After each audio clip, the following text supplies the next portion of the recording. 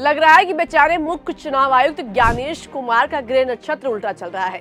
एक तरफ संसद में विपक्ष घसीट रहा है तो दूसरी तरफ सुप्रीम कोर्ट ने ब्यूलोज की मौत पर ऐसी फटकार लगाई है कि चुनाव आयोग की जुबान से एक शब्द नहीं निकला।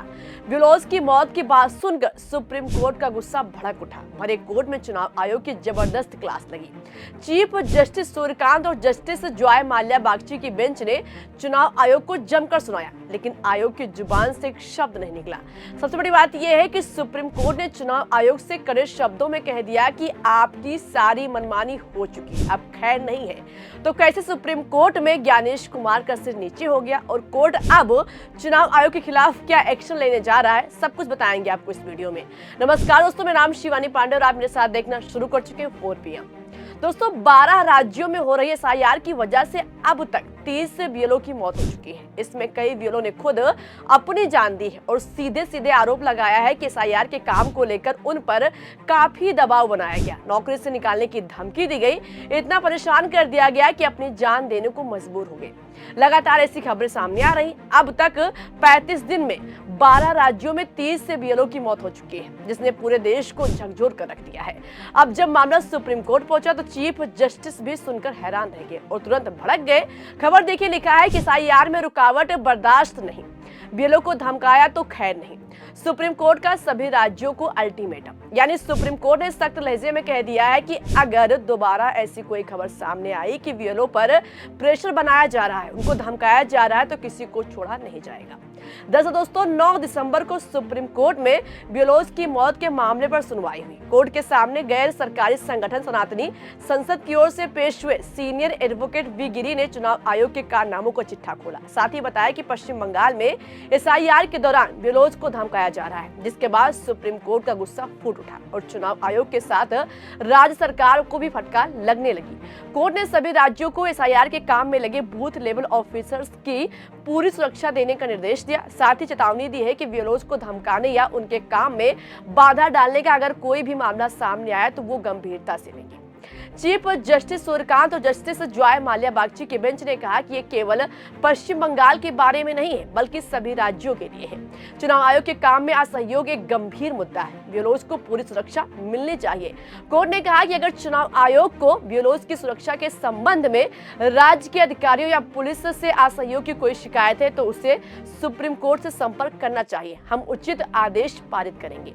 चीफ जस्टिस सूर्यकांत की अगुवाई वाली बेंच ने आगे कहा कि हम अब शांत नहीं बैठेंगे, ब्यूलोज की सुरक्षा के लिए कड़ी कार्रवाई करेंगे, उनकी सुरक्षा सुनिश्चित की जानी चाहिए, नहीं तो अराजकता फैलेगी। यानी दोस्तों, सुप्रीम कोर्ट ने मोदी सरकार को भी लपेटे में लिया है। मोदी सरकार और चुनाव आयोग दोनों से जवाब मांगा है और चुनाव आयोग को सभी राज्यों में स्थिति की जानकारी लेने और जरूरत पड़ने पर सही निर्देश के लिए सुप्रीम कोर्ट में याचिका दायर करने को भी कहा है। यानी दोस्तों, ज्ञानेश कुमार या मोदी सरकार को भले ही कोई असर नहीं पड़ रहा है, लेकिन ब्यूलोज की मौत से कोर्ट बहुत आहत है, क्योंकि ऐसी खबरें पूरी दुनिया में जा रही हैं, जिससे चुनाव आयोग की साख पर सवाल उठ रहा है। साथ ही देश की कानून व्यवस्था और लोकतंत्र पर भी सवाल उठ रहा है। सुप्रीम कोर्ट में ब्यूलोज के काम के बोझ और तनाव पर भी चर्चा हुई। कोर्ट ने 4 दिसंबर के अपने आदेश का जिक्र किया, जिसमें राज्यों को निर्देश दिया गया था कि जो ब्यूलोज तनावग्रस्त है या स्वास्थ्य से जुड़ी उनको कोई दिक्कत है, ऐसी कोई दिक्कत का सामना कर रहे हैं तो उन्हें SIR के कामों से हटने की अनुमति दी जाए। इसी बहस के बीच चुनाव आयोग ने भी सुप्रीम कोर्ट से सवाल किया कि एक ब्यूलो को 37 दिन में अधिकतम 1200 वोटर्स की गणना करनी होती है, यानी लगभग 35 वोटर्स प्रतिदिन। क्या ये बहुत अधिक काम है? आयोग को लगा था कि इस सवाल से थोड़ी राहत मिल जाएगी, लेकिन न्याय की कुर्सी पर बैठे जस्टिस बागची ने कहा कि सुनिए, ये डेस्क जॉब नहीं है जहां 35 का कोटा आसानी से पूरा हो जाता है। आप शायद भूल रहे हैं कि SIR के दौरान बीएलओ को घर घर जाकर फॉर्म भरना होता है और फिर उसे अपलोड भी करना होता है। इसमें तनाव और शारीरिक थकान दोनों हो सकती है। इसके बाद जस्टिस बागची ने कहा कि हम ये तय करना चाहते हैं कि जमीनी स्तर पर SIR बिना किसी रुकावट के हो। जस्टिस बागची ने पश्चिम बंगाल में ब्यूलोज के खिलाफ धमकी के आरोपों को साबित करने के लिए सनातनी संसद द्वारा पेश सबूतों पर भी सवाल उठाया। उन्होंने पूछा कि एकमात्र FIR के अलावा आरोप की पुष्टि के लिए कोई दूसरा विश्वसनीय सबूत नहीं है। उन्होंने सवाल उठाया कि क्या ये अकेली घटना के आधार पर कहा जा सकता है कि ऐसा केवल पश्चिम बंगाल में हो रहा है। दूसरे राज्यों में नहीं। क्या ये एक तरफा बयानबाजी नहीं है? क्या सभी राज्यों की पुलिस को चुनाव आयोग के अधीन कर दिया जाना चाहिए? अब दोस्तों, इस पर चुनाव आयोग क्या बोलता है?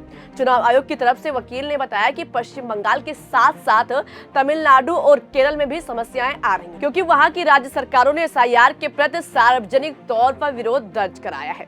चुनाव आयोग के वकील के जवाब की अगर बात करें तो उनका कहना है कि बीएलओ से जुड़ी खबरें लगभग वहां से आ रही है जहां विपक्ष की सरकार है और विपक्ष एसआईआर के विरोध में खड़ा है।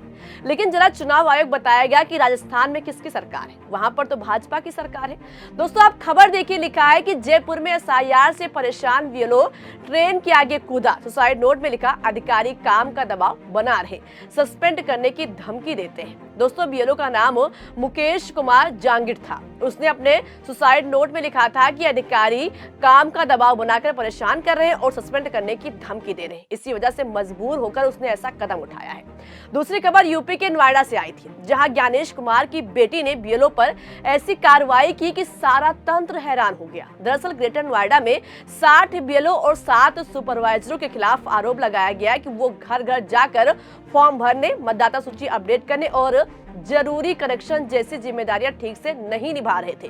जिसके बाद गौतम बुद्ध नगर की जिला अधिकारी मेधा रूपम, जो ज्ञानेश कुमार की सगी बेटी है, उन्होंने सख्त एक्शन लिया। उन पर एफआईआर दर्ज कराई गई, यानी खुद ज्ञानेश कुमार की सगी बेटी ने एक्शन लिया। यूपी में किसकी सरकार है? भाजपा की। गौतम बुद्ध नगर की जिला अधिकारी कौन है? ज्ञानेश कुमार की बेटी मेधा रूपम। क्या चुनाव आयोग बताया गया कि वहां पर फिर क्यों बीएलओ पर दबाव बनाया जा रहा है? खैर दोस्तों, चुनाव आयोग के पास जवाब ही कहां है। जब कारनामे करके बैठा है तो सही जवाब क्या दे पाएगा? उधर संसद में भी ज्ञानेश कुमार की विपक्ष बखिया उधेड़ रहा है। राहुल गांधी ने तो शीतकालीन सत्र के 7वें दिन लोकसभा के मंच से मांग की कि सभी राजनीतिक दलों को चुनाव से 1 महीना पहले ऐसी वोटर लिस्ट दी जाए जिसे मशीन के जरिए पढ़ा जा सके। दोस्तों, हर तरफ चुनाव आयोग की, खासकर ज्ञानेश कुमार की थू-थू हो रही है। अगर अपनी मर्यादा की फिक्र बची हो तो उनको लोकसभा में सांसदों की बातों को ध्यान से सुनना चाहिए और उन भाषणों में अपनी करतूतों का ईमानदारी से विश्लेषण करना चाहिए कि क्या अब उसके इस्तेमाल से भारत के लोकतंत्र का गला घोटा जा रहा है। आयोग को अब जवाब भी देना चाहिए। आजाद देश ने इस संस्था से लोकतंत्र के भविष्य के लिए जो सपने देखे वो आज बिखर गए हैं। सड़क से लेकर संसद तक चुनाव आयोग की निष्पक्षता पर सवाल उठ रहे हैं। इसलिए ज्ञानेश कुमार को विचार करने की जरूरत है। फिलहाल दोस्तों, अभी के लिए इस खबर में इतना ही। इस पूरी खबर को लेकर आप क्या सोचते हैं? आपकी जो भी राय हो, अपनी राय कमेंट बॉक्स में हमें जरूर बताइएगा। देखते रहिए 4 PM। नमस्कार।